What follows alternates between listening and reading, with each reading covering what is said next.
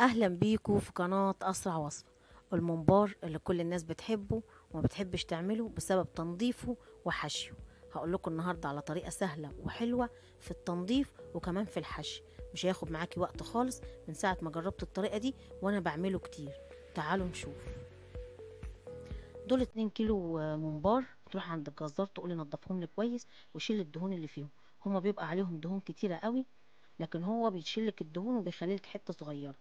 انت بتجيبيه طويل زي كده، وبعدين انت بتقسميه التقسيمه اللي انت تحبيه. تعمليه صغير، تعمليه كبير، تعمليه طويل شويه، براحتك. دي اهي، شايفين الدهون اللي انا قلت لكم عليها؟ صغيره، بتعمل طعم حلو قوي مع الرز. ده بقى مش محتاج تنظيف كتير، بحط شويه ملح وشويه خل كتار، وبعدين بدعكهم كده بايدي واسيبهم 5 دقايق. وكده بعد ال5 دقايق ما بيعلوا بشطفهم تحت الحنفيه. والناحيه دي مش محتاجه تنظيف كتير، بس كده. وتاخديهم بعد كده تقلبيهم تحت الحنفيه. طريقة القلب كده تحت الحنفية، المية بتقلبهولك، انت بتمسكيه كده والمية بتقلبهولك. بتبقى سهلة جدا. جربت السيخ وجربت معلقة وجربت حاجات كتير، لكن دي أسرع في القلب. هي يا دوبك تحت المية بتمسكيه كده، تتني الحرف بتاعه وتمشي المية فيه وهو بينزل لوحده. اهو عاملهولكوا بكل الاتجاهات عشان تشوفوا. بتني الحرف وبخلي المية تنزل فيه وهو بيتقلب لوحده. اهي المية نازلة فيه وبيقلبوا كده بسرعة. مش هتاخدي فيهم وقت، يعني كلهم كده مش هتاخدي فيهم وقت خالص في القلب. اهو بيبقى سهل.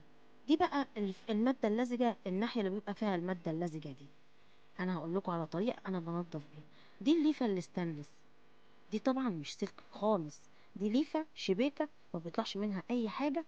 بجيبها جديدة كل ما بشتري الممبار بجيبها. هي مش غالية خالص. بغسلها تحت المية وبعدين بعقمها بخل وانضف بيها الممبار.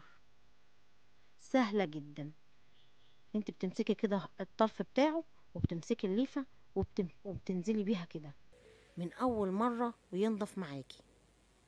اهو بتعملي الناحية دي وبعدين تقلبي على الناحية التانية. سهلة جدا في التنظيف. جربت السكينة كنت اقعد احت من هنا واحت من هنا واخد وقت كبير فيها. جربت برضو جلدة الحنفية، كنت تمسكي الجلدة وتفضلي زي ما انتوا شايفين. دي عملتها بالسكينة ودي عملتها بالليف. شايفين الفرق؟ الليفة بص بيضت وبقت تحفة ازاي. كده الممبار كله بعد ما عملته هروح اعمل له بقى المحلول اللي بحطه عليه.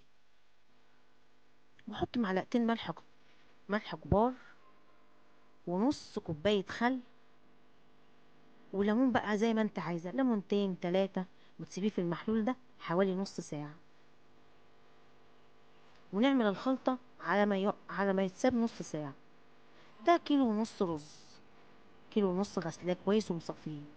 دي بصلاية كبيرة مقطعة، ودي معلقة ملح كبيرة، ونص فلفل، نص بهارات، نص بابريكا، نص توم باودر، بصل باودر، كمون، وكزبرة ناشفة.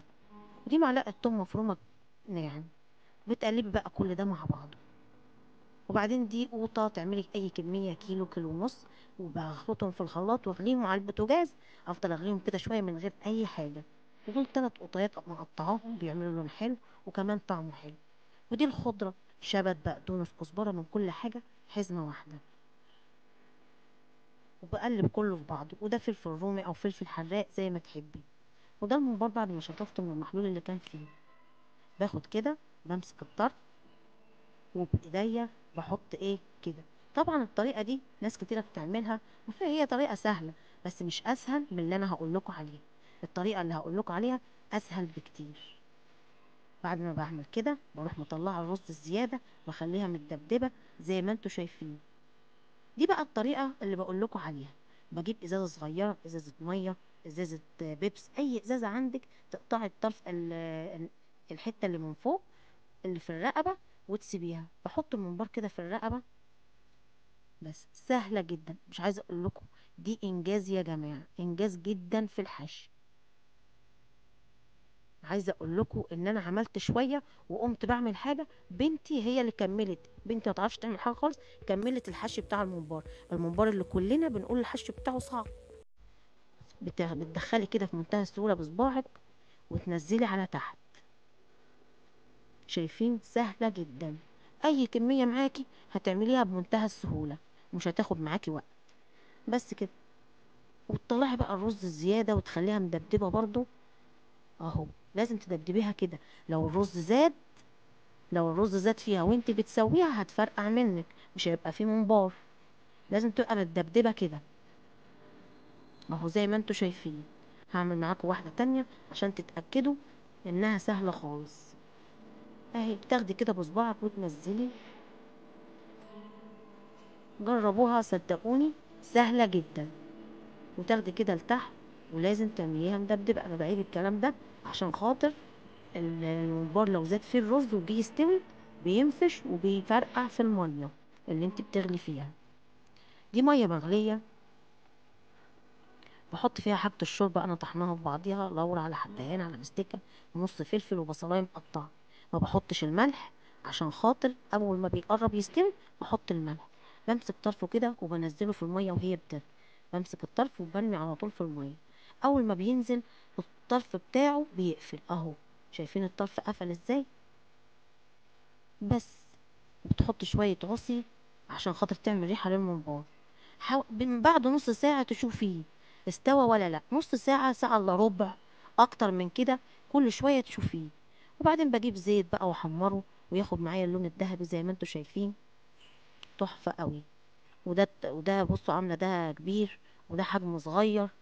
الحجم اللي تحبيه اعمليه. جربوا الطريقة دي وهتدعولي، وان شاء الله هتعجبكم.